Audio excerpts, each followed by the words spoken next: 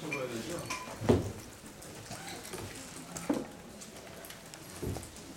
네, 바른미래당 제3차 최고회 개최를 선언합니다.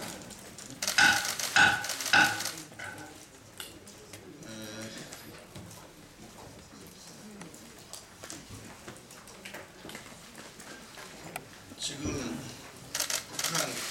북한이 평화올림픽인 평창 동계올림픽에 폐막식을 위해서 김영철 통전부장을 참석시키겠다고 우리 정부에 통보해왔다는 보도를 봤습니다. 김영철은 본인들은 부인하고 있지만 천안함 꼭청의 주범으로 우리 국민은 판단하고 있고 인정하고 있습니다. 평화올림픽에 대표로 참석을 시킬 북한 대표 자격이 있는 사람은 김영철밖에 없는지 북한 측에 일단 묻지 않을 수가 없습니다. 두 번째, 우리 정부는 김영철이 평창올림픽 대표로 참석한다고 통보를 했을 때 왜 하필 김영철이냐 하고 북한 측에 대표단 교체를 요구했는지 묻지 않을 수가 없습니다. 천안함의 사태, 폭침 사태를 생각해 보면 지금 김영철에 대한 국민의 분노 표출은 너무너무도 당연한 일로 생각이 됩니다. 이번 김영철이 북한의 대표로 오게 되면 평화올림픽의 의미에 찬물을 부어주고 오히려 갈등과 혼란 올림픽을 만들 가능성이 매우 높습니다.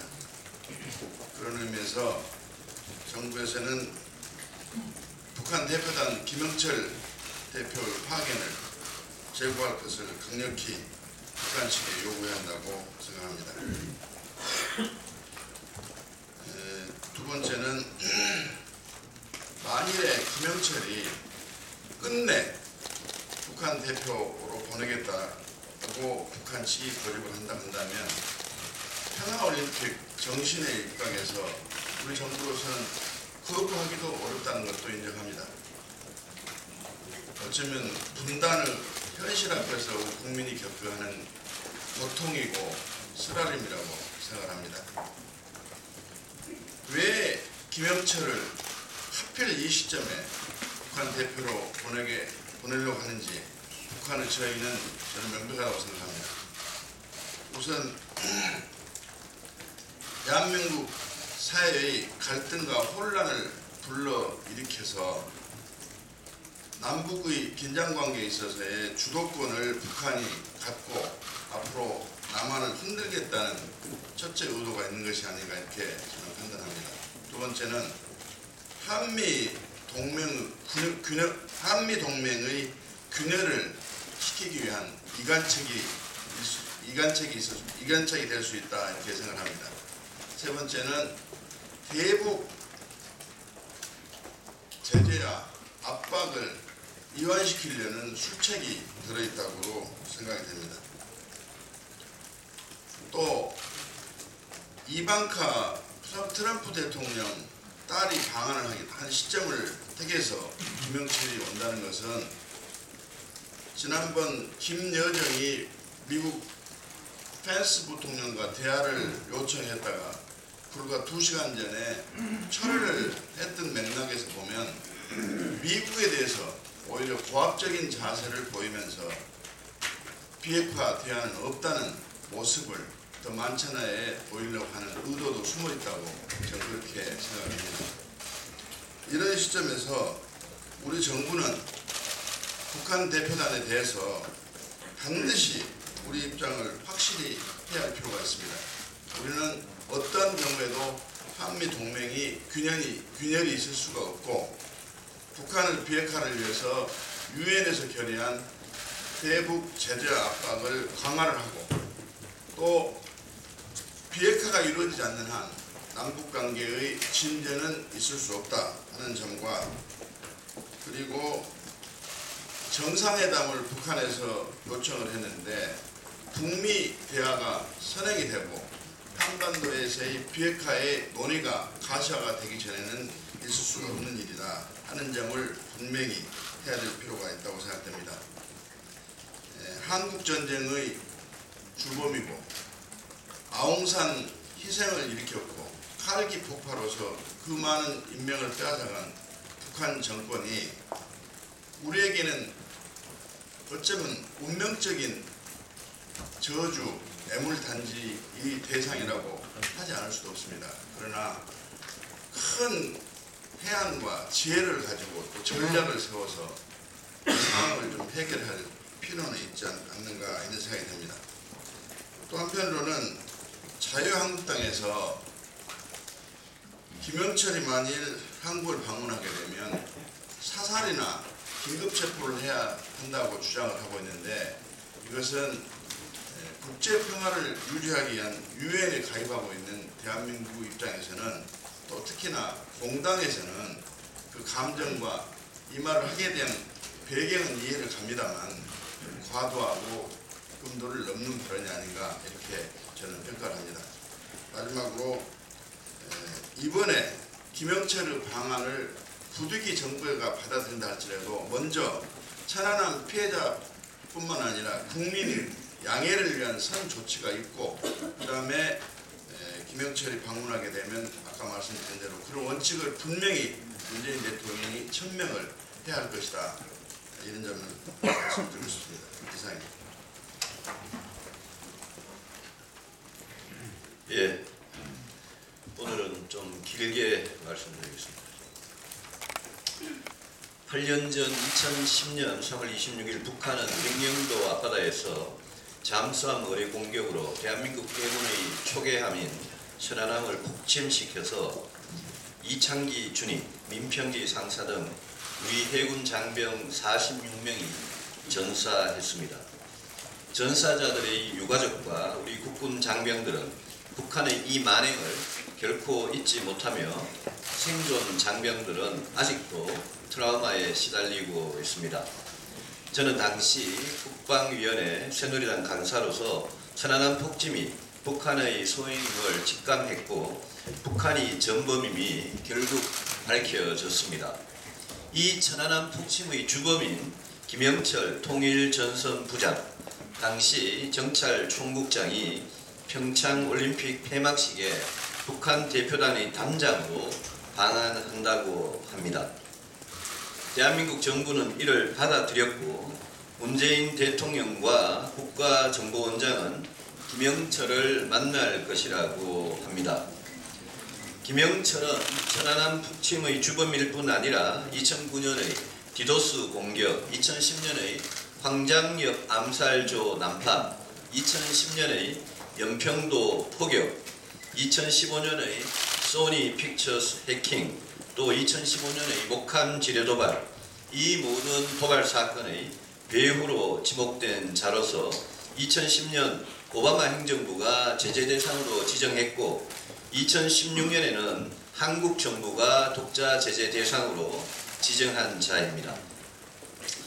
저는 김영철의 방한에 분명히 반대하며 대한민국 정부가 김영철의 방한을 허용하겠다는 방침을 당장 철회할 것을 강력히 요구합니다.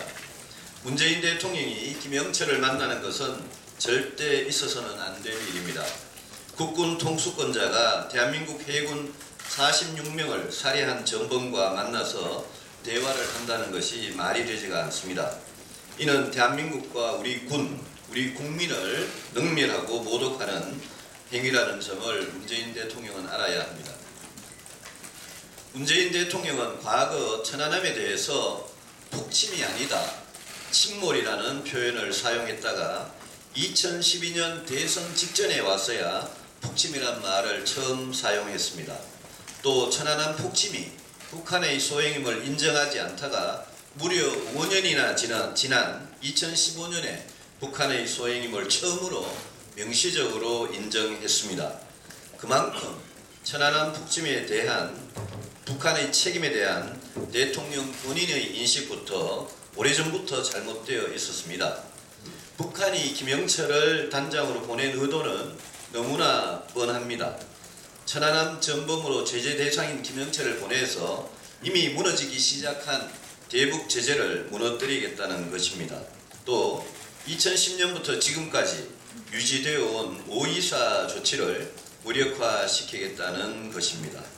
또 남남 갈등을 유발하고 한미 동맹을 무너뜨리려는 의도입니다. 야당은 건전한 시민들과 온 힘을 합쳐서 이 김영철의 반항에 저항해야 합니다. 지금 김영철의 방한을 반대하는 국민청원이 청와대 홈페이지에 몰리고 있습니다. 우리 바른미래당의 전 당원과 지지자들은 이 김영철의 방한에 반대하기 위한 국민청원에 나서야 합니다. 1월 29일 서지현 검사가 한 방송에서 성추행 피해 인터뷰를 한 이후에 문재인 대통령은 바로 그 다음 날인 1월 30일 청와대에 장차관 워크숍에서 피해자가 두려움 없이 성폭력 문제를 제시할 수 있는 풍토를 만드는 것을 이 정부의 혁신 과제로 하라고 지시했습니다. 그 며칠 후인 2월 5일 대통령은 청와대 수석비서관에 의해서 정부는 성폭력에 대해 끝을 본다는 비상한 각오로 임하라, 철저히 진상을 규명하고 엄중히 책임을 물어야 한다라고 또 지시했습니다. 그런데 고은 이윤택이 저지른 성폭력은 서지현 검사가 당한 사건에 비교할 수 없을 정도로 취약하고 악랄하고 고질적인 사건으로서 대통령과 이 정권이 입만 열면 떠드는 적폐 중의 적폐입니다. 연희단 거리패라는 것은 지옥이었고 도가니였습니다. 그런데 문재인 대통령은 왜 이 추악한 문화계의 성폭력에 대해서는 2주일이 넘도록 입을 다물고 한마디 말도 하지 않습니까? 고은은 이렇게 말했다고 합니다. 제 입이 더러워져서 그대로 옮기지는 않겠습니다. 문재인 후보와 소주 한 잔 얼큰하게 하시더니 고은이 일갈했다고 합니다. 보통 정치하는 사람들은 뭐 같은데 문재인 후보는 뭐 그대로다, 이렇게 말했다고 안도현 시인이 2012년 대선 당시에 트위터에 적었습니다. 여성에 대해서 매우 모욕적이고 비하적인 표현으로 당시 문재인 후보를 칭송한다고 고은이 말한 겁니다. 대통령의 경남고등학교 동기동창인 이윤택은 2012년에 문재인 후보 찬조연설을 하면서 문재인 후보는 도덕성이 높고 아름다운 사람이라고 칭송했습니다. 이런 자들이 저지른 더러운 성폭력에 대해서 문재인 대통령이 침묵한다는 것은 도대체 무엇을 의미합니까? 운동권 좌파들이 과연 정의, 인간의 존엄과 가치를 입에 올릴 자격이나 있겠습니까? 이 사람들이 적폐청산을 외칠 자격이 있습니까? 대통령의 침묵, 운동권 좌파 시민단체와 여성단체의 침묵은 이들이 얼마나 이중적이고 위선적인지를 보여주고 있습니다. 이 문제는 우리 바른미래당이 적극 나서서 국회가 상설특검이나 국정조사 등 모든 수단을 동원해서 진상을 조사하고 가해자를 엄히 처벌하도록 해야 합니다. 바른미래당이 나서서 민주당이나 자유한국당을 설득해야 합니다. 주무부처인 문화체육관광부의 침묵도 황당하기 짝이 없습니다. 문화체육관광부 장관은 고은과 이윤택에 대해서 속상하고 안타깝다라고 말한 것으로 보도된 것 이외에는 입을 다물고 있습니다. 수십 년 동안 수백 명의 여성이 당했을 수도 있는 그런 파렴치한 인면수심의 성폭력을 저지른 연희단 패거리는 이거는 정말 도가니였습니다. 여성들에게 권력을 이용해서 이런 더러운 짓을 저지른 사람에게 대한민국의 문화체육관광부 장관은 무엇이 속상하고 무엇이 안타깝다는 것입니까? 문학을 했다는 문체부 장관의 인식 수준, 사고방식이 고작 이 정도밖에 안 됩니까? 도종환 장관은 블랙리스트 타파 대토론회에서 한강 작가, 고은 시인, 공지영 작가가 배제되는 몰상식한 일이 다시는 일어나서는 안 된다라고 강조했습니다. 블랙리스트 진상조사도 중요하고 당연히 엄하게 조사해야 합니다. 블랙리스트가 몰상식한 일이었다면 고은, 이윤택이 저지른 이 추악한 만행은, 범죄는 이거는 몰상식이 아닙니까? 왜 여기에 대해서는 도종환 장관은 침묵하고 있습니까? 문재인 대통령과 도종환 장관에게 묻습니다. 대한민국을 뒤흔들고 있는 전대미문의 성적폐 만행에 대해서 기이한 침묵으로 일관하고 있는 이유가 무엇입니까? 대통령은 답을 해주기 바랍니다.